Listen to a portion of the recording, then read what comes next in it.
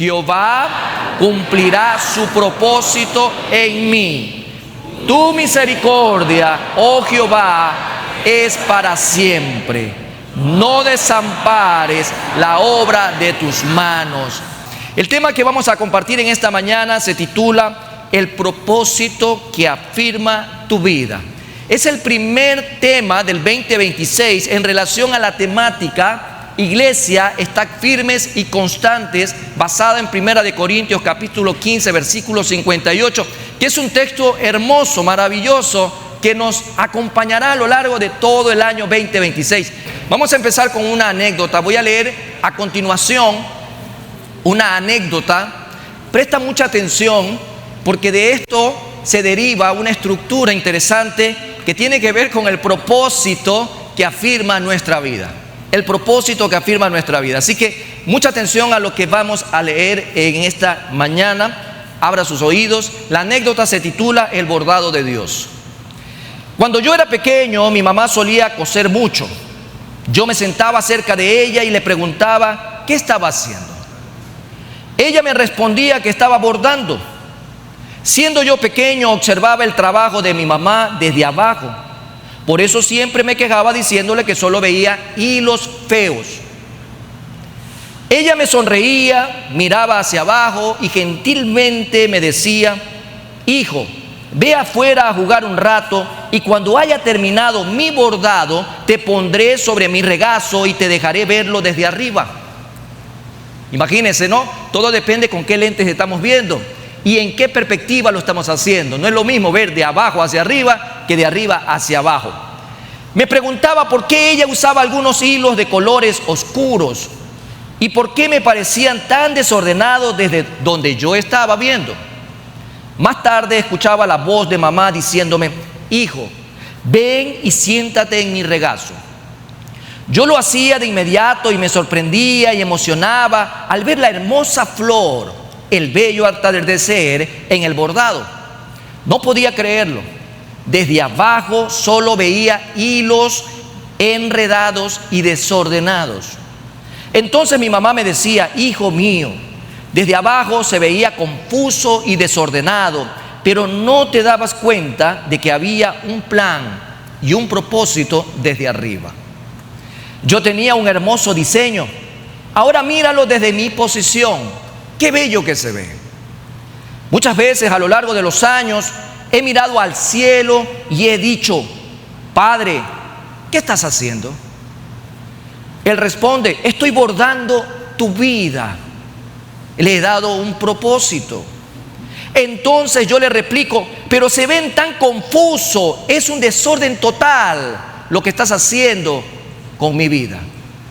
Los hilos parecen tan oscuros porque no son más brillantes. ¿Por qué no hay más color y más vida? El padre parecía decirme: mi niño, ocúpate de tu trabajo confiando en mí, y un día te traeré al cielo y te pondré sobre mi regazo y verás el plan desde mi posición. Entonces, y solo entonces, entenderás. Fin de la anécdota. En este sentido, hay una definición de propósito, y según la Biblia, es el plan original y soberano de Dios para la creación y para cada individuo de manera particular, que se centra en conocer y glorificar a Dios, en amarle, amar al prójimo, ser transformado a la imagen de Cristo y cumplir una misión de testimonio y servicio. Eso lo define como propósito en el marco bíblico.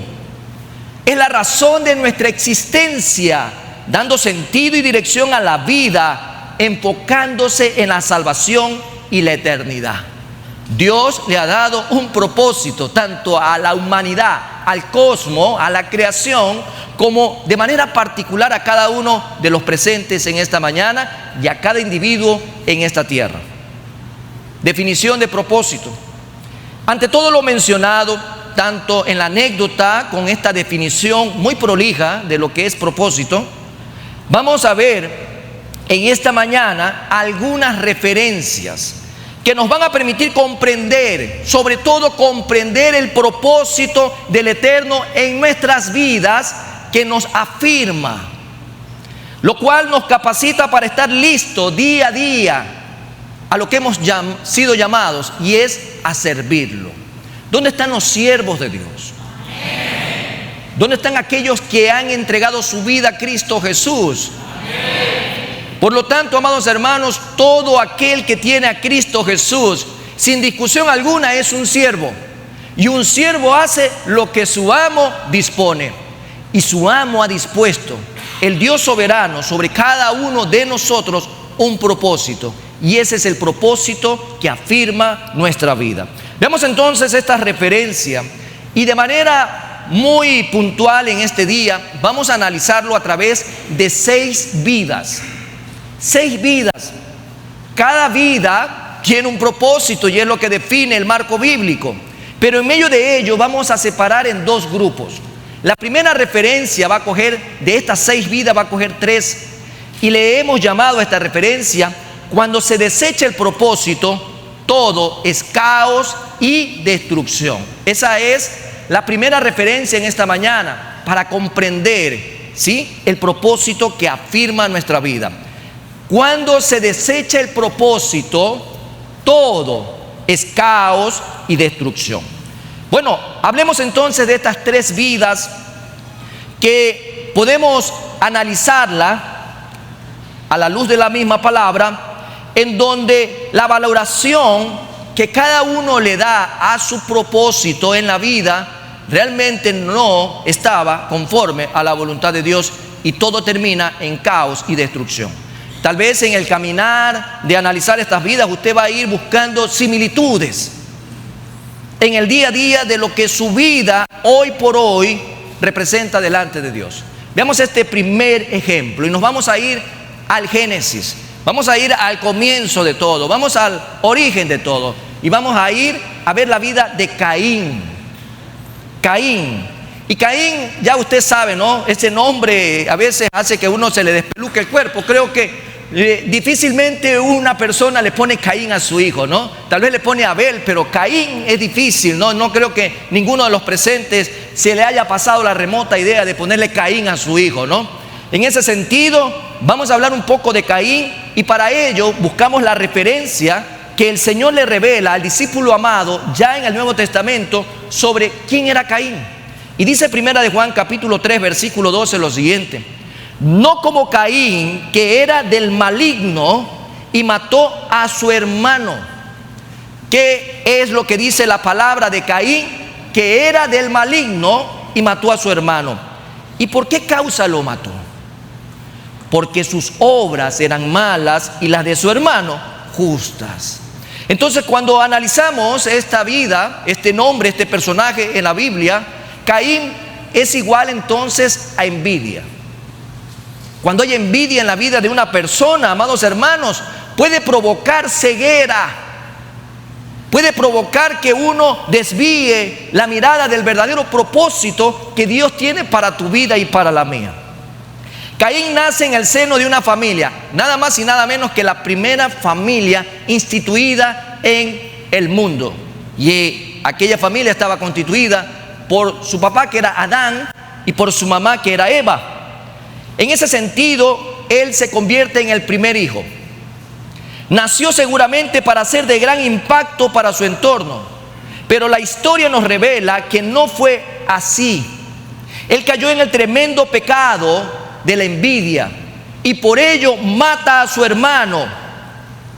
Todo porque envidiaba lo que su hermano representaba, porque él tenía mejor ofrenda que la que él presentaba delante de Dios.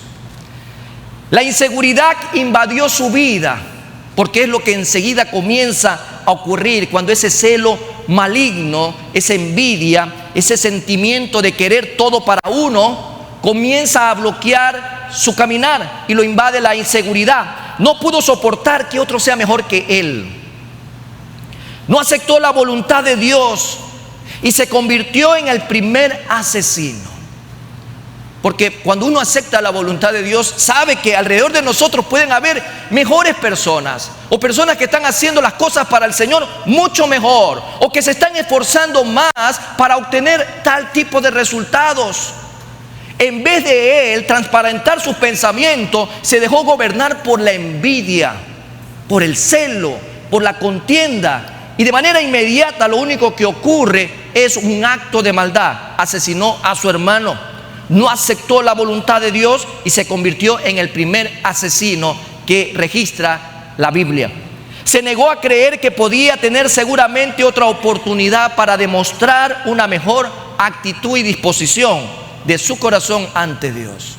¿Cuántas veces la envidia ha provocado que nosotros estemos ciegos y no nos demos cuenta que la misericordia de Dios se renueva cada mañana y nos da una oportunidad para poder enmendar lo malo que hayamos hecho o salir del error en el que hemos caído? Amados hermanos, no hay mejor tributo que podamos ofrecer al Eterno que nuestra propia vida, con un corazón dispuesto a obedecerle y a honrarle a Él. El Señor nos manda por eso a poner la mirada en Él, poner la mirada en Jesús, en el autor de nuestra fe. No ponga la mirada en su hermano, no ponga la mirada en su vecino, no ponga incluso la mirada en su propio cónyuge. Ponga la mirada en Jesús. En medio de ello, al obedecerle y honrarle al Señor con un corazón dispuesto, sabemos que podemos atravesar nuestras limitaciones, desaciertos y adversidades. Esta primera vida nos demuestra que Caín, a causa de la envidia, no vio el propósito que Dios tenía para él. Segunda vida que vamos a ver en esta primera referencia, y es la vida de un hombre llamado Sansón. Sansón nos recuerda lujuria, Sansón nos recuerda deseos de la carne, Sansón nos recuerda vanidad, petulancia, narcisismo, orgullo. Eso es lo que representa Sansón. Y dice el libro de Jueces, capítulo 13, versículo 5, para poder ver así, a breves rasgos, un poco la vida también de Sansón. Y dice la palabra: pues he aquí que concebirás y darás a luz un hijo, y navaja no pasará sobre su cabeza, porque el niño será nazareo a Dios desde su nacimiento. Ahí está el propósito, ¿eh? Y él comenzará a salvar a Israel de mano de los filisteos. Dios había traído a este hombre a la tierra con un propósito claro.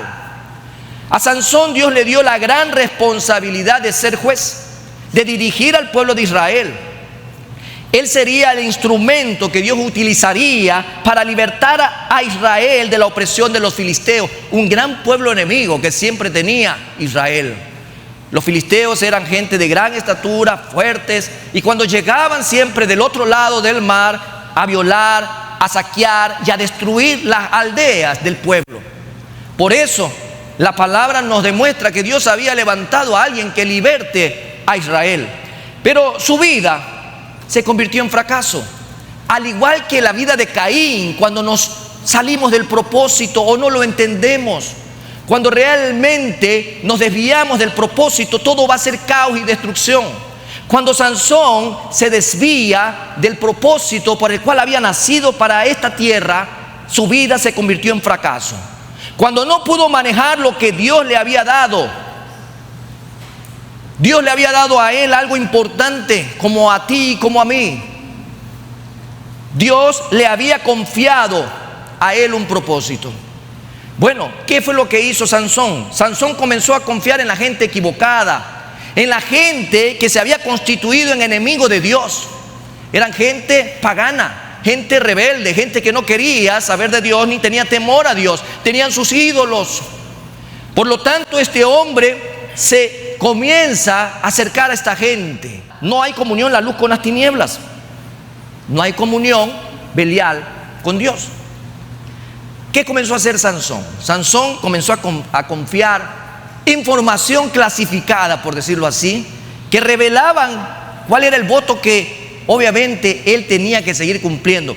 Y eso lo podemos ver en Números, solo para referencia, en el capítulo 6, del 1 al 21, usted va a tener cómo ver la desagregación del cumplimiento del voto nazareno. Era dedicarse a Jehová y ser santo para Jehová. La sensualidad. Sansón era un chico muy extrovertido, tal vez, muy coqueto, sí, muy vanidoso. Se miraba al espejo a cada rato y veía su gran estatura, sus músculos, su fuerza. Obviamente veía sus gueguejas, que son los rizos. Dice la Biblia que él tenía 7, ¿sí?, gueguejas aquí, que eran los rizos o los mechones, 7. Y obviamente, como no pasaba navaja sobre él desde que había nacido, él tenía grandes mechones, ¿no? Y obviamente el look que utilizaba era trenzas para atrás, así como cuando se van a la playa y vienen así los jóvenes, así todos trenzados hacia atrás. Bueno, Sansón, además de ser coqueto, le gustaban las mujeres, pero no le gustaban las mujeres del pueblo de Dios, le gustaban las mujeres de otro pueblo, del pueblo pagano. Y aparece una jovencita llamada Dalila, por cierto, muy guapa, ¿ya? Y obviamente, como a Sansón le gustaba este tipo de mujeres, comenzó a dejarse, ¿sí?, comer el cuento por la oreja, con todas las adulaciones y lucenjerías que le hacía a Dalila, hasta que un día lo convenció, porque tanto entra el agua al cántaro que lo termina partiendo, ¿no? Y lo convence para que revele en qué radicaba su fuerza, y su fuerza no radicaba precisamente en sus músculos. Después de tantos intentos fallidos de los filisteos de atrapar a Sansón, él revela realmente dónde radicaba su verdadera fuerza, y su verdadera fuerza estaba en ser obediente a Dios y mantener el voto que había hecho como nazareo. Bueno, le dice, navaja no haya pasado sobre mi cabeza. Entonces Dalila supo dónde estaba el asunto, lo convence, y él se pone en el regazo, en sus piernas, se duerme entre las caricias de Dalila, ¿no? Y boom, le cortaron el cabello, lo rasparon. Ahora sí vinieron los filisteos, lo atraparon a Sansón. Sansón ya no tuvo las fuerzas, ya había perdido, se había desconectado. En el momento que desobedece a Dios, se desconecta de la verdadera fuerza. Por lo tanto, ¿qué es lo que ocurre en ese momento? Llegan, lo atrapan, le sacan los ojos, le ponen cadena, lo mandan a la cárcel a moler, y se convierte en el juguete, dice la Biblia, juguete de los filisteos. En medio de ello, la sensualidad lo controló, la lujuria. Él utilizó sus dones y habilidades no para el propósito que Dios le había dado en esta tierra, sino para su placer. Dice Jueces 16:30, y dijo Sansón, muera yo con los filisteos. Ya ahí derrotado, rapado, sin ojos, dice la palabra. Entonces se inclinó con toda su fuerza y cayó la casa sobre los principales y sobre todo el pueblo que estaba en ello. El propósito de Dios para Sansón no era que terminara como él terminó. No era ese el fin. El fin era otro. Lo bueno en medio de todo esto es que Sansón reconoce al final y recupera ese poder que Dios le había dado, porque hubo un corazón contrito, humillado, arrepentido, pidiéndole al Señor que lo perdonara. Y la palabra dice, y los que mató al morir fueron muchos más de los que había matado durante su vida. La vida de Sansón, al haberse desviado del propósito, fue fracaso. Un fracaso absoluto. No hay oportunidad si tú te alejas de Dios. Si vives fuera de Dios, tu vida será un fracaso absoluto. El Eterno nos ha dado una vida tan preciosa como hijos de Él, para que vivamos bajo sus estándares, bajo su patrón, bajo su escala de valores que son absolutos. Por eso debemos saber que la presencia del Eterno jamás va a aplastarnos. Por el contrario, la presencia del Señor en nuestras vidas lo que va a permitir es que podamos mantener la firmeza y la constancia para servirle, para crecer en la obra que Él ha empezado en nosotros, sabiendo que esa obra que Él ha empezado en ti y en mí tiene valor eterno. Y es lo que Pablo dice en 1 Corintios. En medio de ello debemos dejar utilizarnos por el Señor a pesar de nuestros errores, debilidades. Descansemos en el Señor y no cometamos el mismo acto que por la necesidad de satisfacer la carne, Sansón se entregó a los placeres de este mundo. Segunda vida, en donde vemos que se desecha el propósito y se convierte en un caos y destrucción. Tercer ejemplo, Absalón. Absalón nos recuerda rencor. Absalón nos recuerda venganza. Absalón nos recuerda resentimiento. ¿Cuántas vidas en esta época, cuántos cristianos no viven resentidos? ¿Cuántos cristianos no viven con rencores? se dicen cristianos y se identifican como cristianos, y en su vida hay rencor, odio, resentimiento. El rencor y el odio va a nublar tu entendimiento, te va a cegar, va a impedir que veas el verdadero propósito que Dios tiene para contigo, como le pasó a Caín, como le pasó a Absalón en su momento. Se ciega. Y si eso está ocurriendo en tu vida, no vas a cumplir el propósito que Dios te ha dado, y por lo tanto lo que viene es destrucción y caos. Absalón nos representa y nos recuerda todo eso. Las características que tenía Absalón realmente son maravillosas, porque él lo tenía todo para triunfar. Era el tercer hijo del rey David y Maaca, hija de Talmai, rey de Gesur. Y dice 2 Samuel 14:25 lo siguiente. Mira la característica que tenía Absalón. Y no había en todo Israel ninguno tan alabado por su hermosura como Absalón. Absalón era un hombre de hermoso aspecto. Tenía una cabellera, ¿sí?, que para muchos hombres hoy con calvicie sería envidiable, ¿no? Porque era realmente una hermosa cabellera. Hermosa. Y la palabra lo hace ver desde ahí, desde la planta de sus pies hasta su coronilla, no había en él defecto. ¿Qué pinta que habrá tenido este hombre? Póngase a ver usted, las mujeres han de haber estado pues con la boca abierta viendo la belleza de este hombre, hijo de David, del rey David. Pero el joven Absalón, podemos verlo acá, lo tenía todo, hijo de príncipe, de buen parecer, amado por su padre, porque David amaba a sus hijos. David amaba, como un buen padre, amaba a sus hijos. Este padre que amaba a su hijo, pues bueno, como cualquier otro, cometió errores. Planes hermosos en la vida de Absalón, sin duda alguna. Sin duda alguna. Tenía Dios planes para él, para su vida. Pero también su transitar en la tierra se convirtió en fracaso. ¿Por qué? Porque él desechó el propósito. Él desechó el propósito de Dios en su vida y dejó que el resentimiento, el rencor lo nublara y lo desviara, a tal punto que también su vida se convirtió en un fracaso. Se convirtió en un asesino vengando la violación de su hermana. Cuando estudiamos nosotros en algún momento lealtad, prueba de fuego, hace como un par de años en el estudio bíblico, recordábamos que en la vida de Absalón lo que gobernó fue el resentimiento más que el mismo odio hacia su hermano, era el resentimiento hacia su padre, porque aparentemente David no había tomado acción respecto al acto de violación que había tenido el hijo mayor de David en contra de la hermana de Absalón. Por ello, este hombre se llena de tanto resentimiento y comenzó entonces Absalón a confabular un plan para matar a su padre. ¿Usted cree que Dios iba a probar eso en la vida de un hijo? Él quiso matar a David y así poder usurpar el reino, y escuchó constantemente el consejo equivocado de las personas que estaban alrededor de él.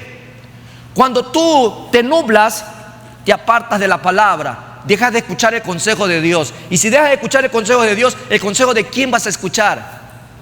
El consejo del enemigo de nuestras almas, del diablo. Porque el diablo anda como león rugiente buscando a quien devorar. Y si ve por ahí un cristiano resentido, ahí comenzó. Este es el que me puede ayudar a destruir esta familia, a destruir esta congregación. Y comienza el enemigo, el diablo, a tomar acción. Absalón, lamentablemente, cometió el mismo error de Eva. Comenzó a dar oído al consejo de Satanás. Y cuando tú te alejas de la palabra, la luz se va de tu vida. Vas a andar en tinieblas, vas a tomar decisiones equivocadas. Dice 2 Samuel 15:10. Entonces envió Absalón mensajeros por todas las tribus de Israel diciendo: cuando oigáis el sonido de la trompeta diréis, Absalón reina en Hebrón. Él quería el reino. Ya su propósito estaba distorsionado. Un hecho de venganza lo llevó a otro propósito, y era tomar el reino a la fuerza. Las acciones en contra de los planes del Eterno fracasarán tarde o temprano. ¿Qué consejos estamos escuchando a nuestro alrededor en esta época? ¿Usted está oyendo la palabra de Dios? Porque la fe viene por el oír la palabra de Dios. Si usted tiene sus oídos atentos día a día, escuchando la voz de Dios, está entonces en un buen camino. Pero si usted no está escuchando el consejo de Dios y está escuchando el consejo del enemigo, pues bueno, tal vez sus compañeros le dirán: qué gordo que estás, qué vago que eres. O a veces tratan con ciertos epítetos más gruesos, ¿no? Por ejemplo, se trata de brutos a muchas personas, se trata de ignorantes a otras personas, y hay gente que comienza a creerse todo lo que los demás le comienzan a decir. E incluso hay personas que ofenden a otras respecto a su manera de hablar. Tú nunca podrás hablar en público, no tienes el porte, no tienes la gallardía, no tienes tú la esencia ni el carisma para poderlo hacer. Ese tipo de consejos, por decirlo así, de manera sarcástica, comienzan a llegar a la vida de una persona y la minimizan. Y muchos cristianos hoy en día, en vez de estar escuchando el consejo de Dios, están escuchando la música del mundo, están escuchando las telenovelas del mundo, están escuchando las fábulas de este mundo, y por lo tanto su vida comienza realmente a llenarse de consejos negativos, y al final del día tomarán decisiones como Absalón, irse en contra de los planes de Dios. Nuestro actuar debe estar guiado siempre por el Espíritu Santo. Nuestro actuar está guiado por lo que me dicen, pero que me diga la palabra de Dios. Pero si me dice el mundo o me dice el sistema, entonces estoy equivocado, tomando la posición incorrecta. Dice Jeremías 29:11: porque yo sé los pensamientos que tengo acerca de vosotros. Y dice la palabra ahí, dice Jehová: pensamientos de paz y no de mal, para daros el fin que esperáis. Dios siempre va a tener algo bueno que decirte a tu vida. Dios siempre piensa lo mejor para ti. Es el mundo y el sistema y el enemigo de nuestras almas y nuestra propia carne que a veces comienza a decirnos cosas contrarias. Dígalo conmigo: Jehová cumplirá su propósito en mí. Eso es lo que el Señor nos dice hoy: Jehová cumplirá su propósito en mí. En este punto hemos revisado vidas que fueron creadas por Dios para que sean de impacto para su generación. Sin embargo, ellos tomaron decisiones, tomaron un camino, eligieron un camino que los llevó a que sus vidas se conviertan en verdaderos fracasos. La pregunta es: ¿tú quieres ser un fracasado? ¿O quieres ser alguien que realmente sirve como instrumento de Dios para salvación y vida eterna de muchas personas, que es el propósito que el Señor nos ha dado? ¿Cómo queremos vivir? ¿Como fracasados o como hijos de Dios en victoria? Cada uno al final del día toma su decisión. Estas tres personas que hemos analizado tomaron decisiones. Esas son parte de la primera referencia. La segunda referencia en esta mañana: cuando vives el propósito, permaneceréis en el eterno. Cuando vives el propósito, ese propósito que Dios tiene para ti y para mí, realmente permaneceremos en el eterno. Ahora vamos a mirar el otro lado de la moneda, ya que a continuación podemos revisar tres personajes que no tuvieron en poco su vida, para nada, que realmente ellos dieron la valoración al propósito que Dios tenía para ellos. Recuerda lo que la palabra dice: Jehová cumplirá su propósito en mí. Lo podemos ver entonces a través de estos personajes que, por cierto, no eran perfectos. Usted puede decir: no, es que tal vez se tratan de hombres perfectos, de una raza superior. No existe tal cosa. Todos somos iguales delante de Dios. Somos creación del Eterno. Por lo tanto, estos hombres que vamos a ver a continuación también tenían defectos, limitaciones, errores e incluso caídas. Pero al final del día se arrepintieron y aceptaron a sí mismos que tenían la necesidad de doblegar su voluntad para consagrarse al Dios vivo y verdadero, y de esa manera poder agradar a Dios como Él se lo merece. Veamos entonces la vida de José. José, sin duda, su biografía, ¿sí?, es de una persona que entendió todo el potencial que Dios había puesto en su vida. En el Génesis encontramos la vida de este hombre, un hombre que en la historia de Israel se convierte en un punto clave, Él tenía que llevar a través de su vida bendición, no solo para su pueblo, sino a toda una nación, en este caso una nación civilizada, desarrollada, con potencial, como era Egipto. La bendición que José estaba llevando no solo era para dar vida a través del alimento que se había escaseado en su momento para que Israel sea fortalecido, sino que también fue canal de bendición para otras personas a su alrededor. Dice Génesis 41:38, viendo en lo que se convirtió José, imagínense, y el propósito que Dios le había dado.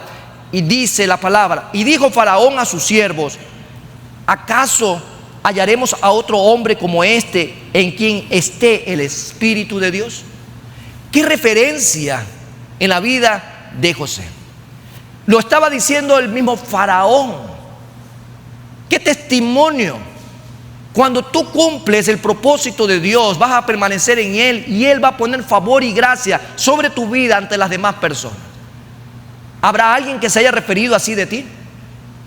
¿Habrá alguien a tu alrededor que diga: qué varón de Dios, qué principios, qué valores, qué potencial que hay en ti, qué hermosa princesa de Dios, qué mujer del Señor, temerosa, culta, respetuosa, de gran testimonio, mujer sabia que edifica su casa? ¿Habrán este tipo de testimonios de nuestras personas?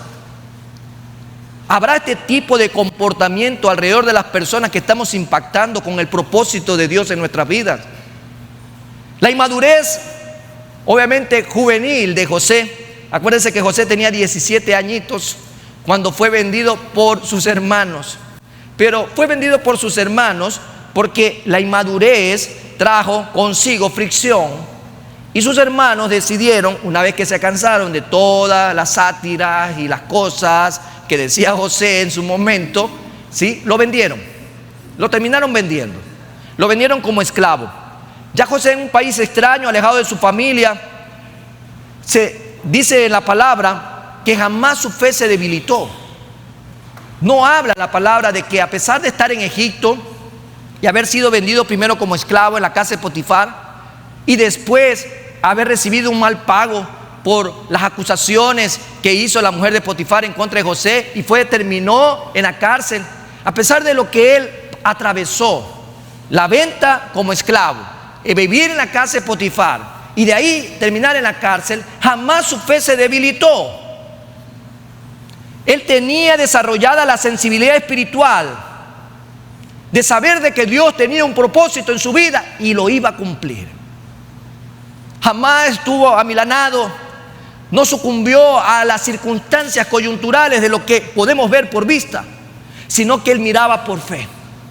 Dios tiene un propósito que cumplir en mí. Dios tiene un propósito que cumplir en mí. Y haber sido tantas veces que se repetía este hombre aquella verdad para consigo, que a pesar de las pruebas, él pudo mantenerse firme para con Dios. José entendió cuán importante fue considerar la verdad del Eterno en su vida. Dios le había dado ya a él un sueño, le había revelado lo que iba a hacer de su vida. Usted quiere saber cuál es el sueño que Dios tiene para con usted.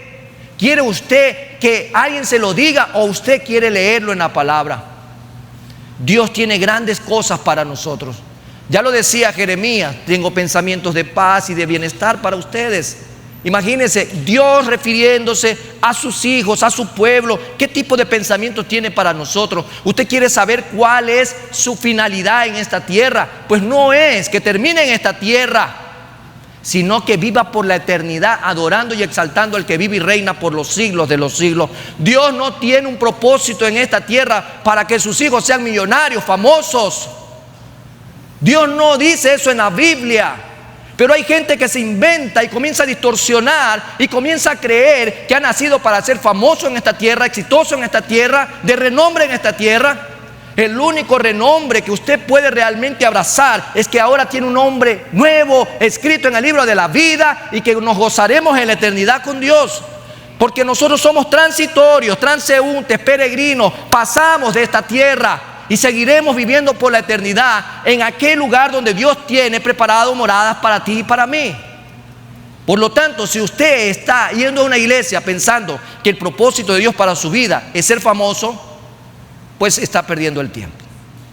Por lo menos aquí no lo va a escuchar. José tenía valor por su vida, porque el valor se lo había dado Dios. Era un instrumento mediante el cual Jehová Jireh, Jehová proveedor, iba a proveer a través de José para su pueblo. Dice Hebreos 11:22, por la fe José, al morir, mencionó la salida de los hijos de Israel y dio mandamiento acerca de sus huesos. No solamente los alimentó, sino que dio cabida para un propósito mayor. Había un propósito mayor para el pueblo de Dios. Lo que importa al final del día no son los sucesos ni las circunstancias de la vida, sino nuestra manera de actuar ante ellas. Hoy en día la ciencia habla de resiliencia, habla de capacidad que debemos desarrollar frente a los problemas. Pues Dios nos ha dado a nosotros un propósito y también nos ha dado la capacidad, porque dice la palabra, pero recibiréis poder. ¿De quién? Es del Espíritu Santo. Recibiréis la capacidad que necesitas para enfrentar las vicisitudes del mundo. Recibiréis capacidad para que realmente puedas discernir las sazones de los tiempos. Recibiréis la capacidad para que realmente puedas mirarte espiritualmente y saber que hay un propósito en tu vida que es mayor a cualquier propósito que el hombre haya dicho que tú tienes en esta tierra. Con la ayuda de Dios, cada situación puede ser usada para bien, aun cuando otros pretendan causarnos daños. Hay otro varón también, otra vida que hay que verla, y es la vida de David. La vida de David. Hablamos hace un momento del hijo de él. Hablemos ahora de David, el más grande rey de Israel, antepasado de Jesús, nombrado en la galería de la fe. Dios mismo describe quién era David y qué representaba David para él. Y dice 1 Samuel 13:14, mas ahora tu reino no será duradero. Jehová se ha buscado un varón conforme a su corazón.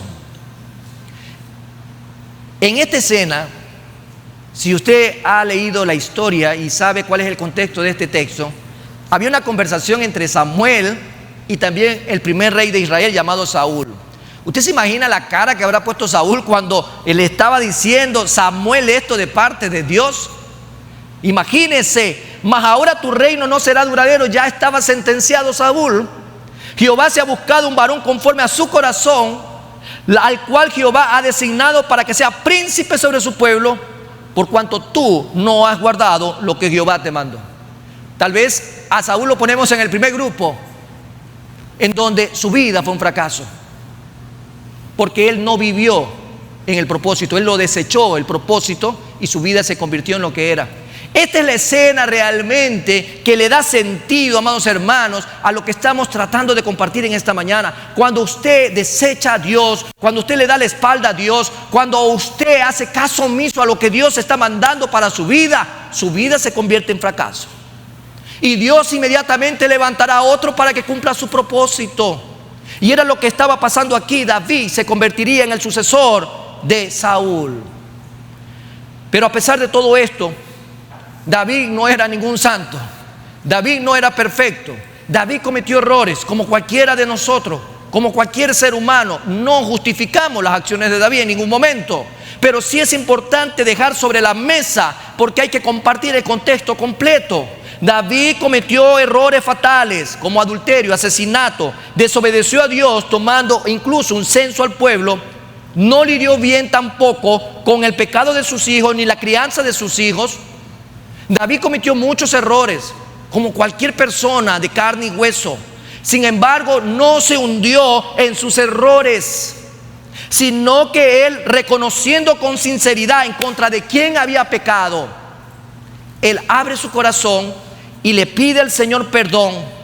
Y David entiende entonces que debía seguir adelante. Un error no te va a determinar. Un pecado en nuestras vidas, amados hermanos, cuando el cristiano cae en pecado, no lo determina, porque quien ha determinado lo que somos ahora es Jesucristo en la cruz del Calvario, pagando por nuestros pecados. Por lo tanto, sí hay la necesidad de reconocer, como lo hizo David, que había fallado en contra de Dios, que había pecado. Y David entendía que debería seguir adelante, no quedarse ahí frustrado, llorando sobre las consecuencias del pecado, sino levantarse y avanzar, porque el propósito en la vida de un cristiano es mayor que cualquier consecuencia de un pecado. Él obedeció a Dios para que finalmente pueda decir la palabra de que Él murió en buena vejez. Él murió como el rey más grande que ha tenido Israel. No tal vez el más sabio, porque el más sabio fue su hijo, pero sí el más grande.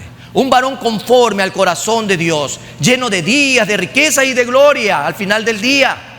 Primera de Crónicas 29-28 dice: y murió en buena vejez, lleno de días, de riqueza y de gloria, y reinó en su lugar Salomón su hijo. Tal vez tú y yo hemos cometido errores a lo largo de nuestra vida cristiana. Tal vez hemos pensado que no somos dignos de recibir el perdón de Dios, porque ese es el engaño de Satanás. Pero a un corazón contrito y humillado, dice el Señor, no lo desecho jamás. A un corazón arrepentido, un corazón que viene y reconoce que ha cometido una falta delante de Dios, Dios lo va a perdonar y lo va a restaurar y le va a permitir continuar. Tenemos que seguir siendo, amados hermanos, en este día conscientes de que una caída no te determina. No importa cuántas veces te caigas, sino cuántas veces te estás levantando para seguir a la meta, porque somos hijos de Dios, valiosos para Él. Solo tenemos que reconocer que hemos pecado en contra de Dios. No esconderlo, sino reconocerlo abiertamente, como David lo hizo cuando fue confrontado por el profeta Natán.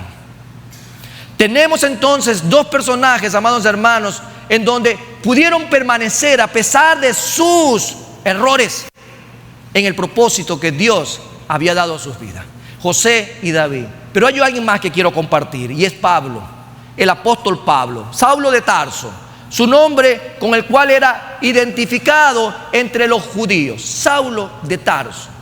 Y Pablo, cuando se identifica para los gentiles, para los romanos, para los griegos, para toda persona que no era parte del pueblo judío, el apóstol Pablo, a pesar de haber sido perseguidor de los cristianos, él se divertía persiguiendo a los cristianos. Pablo tenía un conocimiento intelectual que tal vez muchas veces realmente lo llevaba hasta burlarse de los cristianos. Era perseguidor e incluso él estuvo como testigo y aceptó la muerte del primer mártir que registra la palabra, que es Esteban. Era un hombre tremendo, Pablo. No era en esa época alguien con el corazón que las mismas epístolas después lo van revelando. Era un hombre intelectual, lleno de legalismo, fariseo, ¿sí? Era alguien que fue educado a los pies de Gamaliel, otro doctor en todas las leyes y en todo lo que corresponde a la Biblia hebrea, por decirlo así. En medio de ello, Pablo fue transformado. Y se cumple lo que dice 2 Corintios 5:17, de modo que si estamos en Cristo Jesús somos nuevas criaturas, todo lo viejo quedó atrás. Pablo dejó todo lo viejo atrás. He aquí, todas las cosas son hechas nuevas. Por lo tanto, vemos en la vida del apóstol Pablo una transformación para llegar a ser el predicador de Cristo Jesús a todos los gentiles. Fue sensible a la dirección de Dios y, a pesar de su personalidad impetuosa, siempre tomó el mandato que el Eterno le había dado, y lo tomó con agrado. E incluso la Biblia registra que él recibió un aguijón.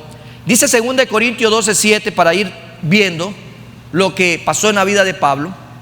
Dice: y para la grandeza de las revelaciones no me exaltase desmedidamente, me fue dado un aguijón en mi carne, un mensajero de Satanás que me abofetee para que no me enaltezca sobremanera. ¿Cómo habrá sido Pablo antes de venir a los pies de Cristo, no? Esos intelectuales, eruditos, que a veces miran a otros por debajo del hombro, porque en medio se conocen dos versículos, comienzan ya por ahí a creerse la divina pomada. Esa haber sido la característica de este hombre. Pero la palabra dice que él recibió por eso un aguijón. ¿Con qué finalidad? Para que no me enaltezca sobremanera. Pablo estaba consciente de lo que él tenía, de lo que Dios le había permitido tener en el pasado. Y en medio de ello, él le dice a Dios que se lo quite. Por favor, quítamelo, dice el versículo 8 seguidamente, respecto a lo cual 3 veces he rogado al Señor que me lo quite. Quítame, Señor, este aguijón, quítame esta enfermedad de la vista, la cojera, no sé, de repente era un problema en el hígado, en el corazón, no lo sabemos. Por ahí algunos dicen que era un problema de visión. Pero la palabra dice que 3 veces le rogó a Dios. ¿Y qué le dijo el Señor en el versículo 9? Y me ha dicho: bástate mi gracia. Eso es lo que dice la palabra: bástate mi gracia, porque mi poder se perfecciona en la debilidad. Por tanto, de buena gana me gloriaré más bien en mis debilidades, para que repose sobre mí el poder de Cristo. Al final, en la vida de Pablo, a pesar de lo que él estaba haciendo en la obra del Señor, lo que recibe, él no se desvió del propósito. La palabra dice al final que él entendió el propósito de Dios para su vida. Él lo entendió. Dice 2 Corintios 12:10, por lo cual por amor a Cristo me gozo en las debilidades, en afrentas, en necesidades, en persecuciones, en angustia, porque cuando soy débil, entonces soy fuerte. Él entendió el propósito de Dios. Hoy en día muchos cristianos son de azúcar. Muchos cristianos se derriten con las primeras lluvias del mes de enero. Muchos cristianos están cansados, muchos cristianos necesitan relax el domingo, muchos cristianos están, dice que muy saturados de las cosas y que no tienen tiempo para leer la Biblia, que no hay tiempo para orar, que no hay tiempo para venir a evangelizar. Imagínese, ¿usted cree que hay un propósito que se está cumpliendo realmente en la vida de estas personas? Que a todo le ponen pretexto cuando se trata de las cosas de Dios, pero cuando son las cosas del mundo, de donde sea sacan tiempo, pero están ahí. En medio de ello, Pablo, a pesar de todo lo que atravesaba, en razón de lo que hacía para el Señor, él no se amilanó, no sucumbió, no se deprimió, no se angustió. Por el contrario, entendió el propósito para el cual Dios lo había puesto acá. Tuvo en gran estima su relación con Dios hasta el punto de dar su vida a causa de Cristo. Pablo es el último apóstol de Jesucristo. Cualquiera que quiera coger la posta después de Pablo, no hay tal cosa. Eso es una gran mentira. Comprendemos entonces, con las tres vidas que hemos visto también ahora, por la vida de José, por la vida de David y por la vida también de Pablo, y hay muchos más que pudiéramos tomarlos como referencia, pero no nos bastaría el tiempo para el día de hoy. En medio de esto vemos que Dios no desperdicia nuestro tiempo. Te llamará cuando seas joven, como lo llamó a José, como lo llamó a David, ¿sí? Te llamará cuando seas adulto, como lo hizo con Pablo. Sin importar cuál sea tu caso en el llamado, Dios va a utilizar tu pasado y tu presente con la finalidad de que puedas servir en el futuro. Con ello, amados hermanos, la segunda referencia: si usted cumple el propósito, permanece en Dios. Pero finalmente, vivamos el propósito del Eterno. Hay que vivir el propósito del Eterno. Tenemos que vivir, porque al final del día solo las referencias no pueden quedar como referencia, tienen que terminar en acción. Y la acción en este día, y estamos prácticamente a la tercera semana del mes de enero de este año, estamos con un año nuevecito, se puede decir, está casi todavía 0 kilómetros el año. Creo que realmente debemos de tomar en cuenta que tenemos que vivir en el propósito del Eterno. Dígalo conmigo: Jehová cumplirá su propósito en mí. Dígalo conmigo: Jehová cumplirá su propósito en mí. Y usted tiene que repetírselo y adicionalmente tiene que creerlo. El Eterno quiere que nuestra vida sea llena de su propósito, sea llena. Hemos revisado vidas, amados hermanos, en donde los hechos son reales, las consecuencias son reales. Si usted desecha el propósito, fracaso y caos. Si usted vive el propósito, pues entonces permanece en Dios. Y en Dios siempre todo va a ser de bendición, que va a trascender no solamente en lo que usted conoce como tiempo, espacio en esta tierra, sino que va a trascender por la eternidad. Hemos revisado esas vidas. Vemos entonces quién eligió vivir en el propósito y quién no. Pero también hemos visto las consecuencias. En medio de ello, veamos el propósito para cada uno de nosotros. Lo primero es que fuimos creados para buenas obras. Usted no ha sido creado, amado hermano, para que haga sufrir a la gente, para que se vengue de la gente, para que ande por ahí siendo lujurioso, para que ande haciendo el coqueto, que se ande haciendo el famoso. El propósito de Dios en su vida es para buenas obras. ¿Qué es una buena obra en su vida? Si usted en el contexto ya es un padre de familia, pues bueno, que sea de bendición para su esposa, para sus hijos. Si usted aún es soltero, para que sea de bendición para sus padres, para sus hermanos. Si usted es un trabajador, para que sea el mejor trabajador, un excelente trabajador. Si usted es un ciudadano, sea un excelente ciudadano. Si usted es un hijo de Dios, obediente, ayer el ejercicio de buena obra, salir y predicar las buenas nuevas noticias a tantas personas como pudiéramos alrededor de esta iglesia. Dice Efesios 2:10, porque somos hechura suya, creados en Cristo Jesús para buenas obras, las cuales Dios preparó de antemano para que anduviésemos en ella. Adicionalmente a eso, debemos de tener presente que el eterno y soberano Dios nos conoce a la perfección. Dice el salmista en el Salmo 139, 16: mi embrión vieron tus ojos, mi embrión vieron tus ojos, y en tu libro estaban escritas todas aquellas cosas que fueron luego formadas, sin faltar una de ellas. Dios lo conoce a la perfección. Dios conoce su vida, cada cosita. Incluso no solo conoce las cosas buenas en su vida, también conoce las cosas no tan buenas.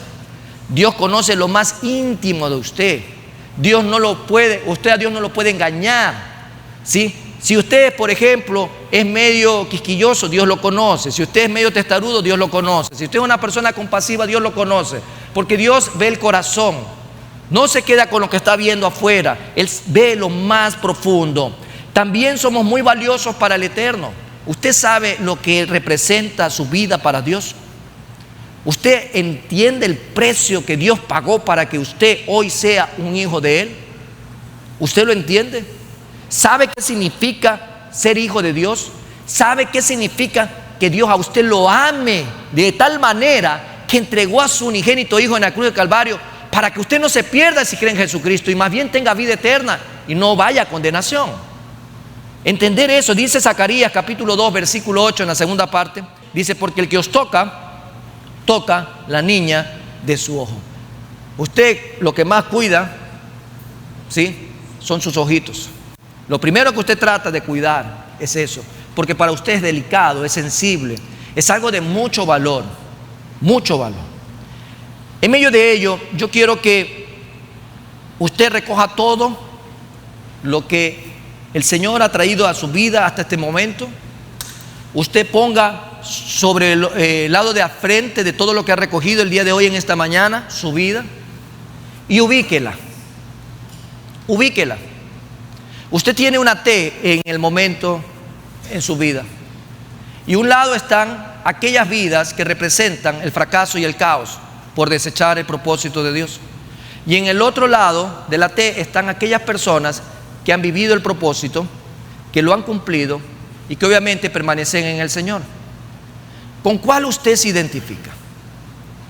Al momento, si sabe que usted es creación del Señor, si usted sabe que el Señor lo ha hecho para buenas obras, si usted sabe que Dios conoce cada parte de su cuerpo, de su ser, si usted sabe que es muy valioso para el Señor, con estos antecedentes, ¿a dónde se va a ubicar usted en esta mañana? ¿Dónde? ¿Usted quiere terminar como Caín? ¿Quiere terminar como Absalón? ¿Quiere terminar, cómo se llamaba el otro? Sansón. ¿Quiere terminar así? ¿O quiere de repente usted terminar como fue José? ¿Cómo fue el otro? ¿Y el otro? Pablo. ¿Cómo quién quiere terminar usted al final del día? ¿Quiere desechar el propósito o quiere vivir el propósito? Si quiere vivir el propósito, yo le invito a que usted se levante en esta mañana y recuerde estas verdades. Recuerde estas verdades. Fuimos hechos a imagen y semejanza de Dios, por lo cual nos debemos de aceptar. Usted tiene que aceptarse. Acéptese como Dios lo ha traído a este mundo. De ese valor, valórese, respétese, ámese. ¿Qué importa si los demás no lo aman? Usted se tiene que amar porque Dios lo ama a usted. Usted tiene que tener una autoestima bien definida delante del Señor, porque Dios a usted no lo ve como poca cosa. Dios a usted lo ve como sus hijos, y un padre ve a sus hijos con amor. Un padre desea para sus hijos lo mejor. Cuando usted se presenta delante de Dios, usted tiene que aceptarse, respetarse, amarse y verse de tal manera como una bendición a los que lo rodean. Dice 1 Pedro 3:9, sabiendo que fuiste llamado para que heredases bendición. Para eso hemos sido llamados, para heredar bendición. Usted y yo hemos sido llamados para heredar bendición. ¿qué más usted puede pedirle al Señor? ¿Qué más le puede pedir en este día? El Eterno nos ha dado salvación a través de Jesucristo. Gloria a Dios, porque el corazón de la Biblia trata de eso. Juan 3:16. Pero no solamente nos ha dado salvación a través de su Hijo, sino que también nos ha dado vida a través de Jesucristo. Por eso tenemos que vivir el propósito. El propósito nuestro no está en que usted nazca, crezca, desarrolle, se reproduzca y muera en esta tierra. No, eso es para los que rechazan a Dios por último. Eso es para la gente sin Cristo. Para el que tiene a Cristo, su propósito es eterno, porque todo lo que hagamos para el Señor tiene valor eterno. Por eso dice 1 de Juan 5:11, y este es el testimonio. Y es importante que usted lo mire con profundidad. Y este es el testimonio, que Dios nos ha dado vida eterna. Y esta vida está en Jesucristo. Esta vida está en Jesucristo. Dígalo conmigo: mi vida está en Jesucristo. Mi vida está en Jesucristo. ¿Quién le ha dado propósito a usted? Jesucristo. Porque ya no vivo yo, mas Cristo vive en mí. Y ahora todo lo que vivo, lo vivo en la fe del Hijo de Dios. Amén. Por lo tanto, usted tiene que ver el propósito que Dios le ha dado para su vida, para este año y para todos los años, mientras Dios lo tenga en esta tierra y por la eternidad. Usted tiene propósito. No se deje convencer del enemigo, no se deje convencer de su carne, no se deje convencer de ningún engaño. Dios le dio un propósito a usted. Al final del día, lo que dice en su palabra es que nos llevará de gloria en gloria y de triunfo en triunfo. Los que vivimos en el propósito del Señor, vamos a permanecer en Él, y el Señor nos dice: los llevaré de gloria en gloria y de victoria en victoria. Dice 2 de Corintios 2:14, en la segunda parte: mas a Dios gracias, el cual nos lleva siempre en triunfo en Cristo Jesús. Usted no ha nacido, amado hermano, para vivir en un propósito fuera de Dios. Usted nació para vivir en el propósito de Dios. Si usted decide, como lo hizo Caín, como lo hizo Absalón o como lo hizo Sansón, entonces ya sabe lo que va a pasar. Pero si decidió, como lo hizo José en su vida, si usted decidió, como lo ha hecho también Pablo, si usted decidió, como lo hizo David, sabe que va a permanecer en victoria. Y dice este último texto en 1 de Corintios 15:57, que es el contexto de nuestro texto de este año. Dice ahí: más gracias sean dadas a Dios, que nos da la victoria por medio de nuestro Señor Jesucristo. Tenemos victoria en Jesucristo. Dígale a su hermano que está al lado: tenemos victoria en Jesucristo. Amén. Tenemos victoria en Jesucristo. Vamos entonces a orar y vamos a agradecer al Señor, porque Jehová ha cumplido su propósito en mí. Dígalo: Jehová ha cumplido tu propósito en mí. Oremos. La Primera Iglesia Bautista de Guayaquil te invita a formar parte de nuestra comunidad digital. Suscríbete a nuestro canal de YouTube y síguenos en nuestras redes sociales, donde encontrarás una variedad de contenido audiovisual, el cual será de gran impacto para tu vida espiritual. Y recuerda, en PIBG estás en casa.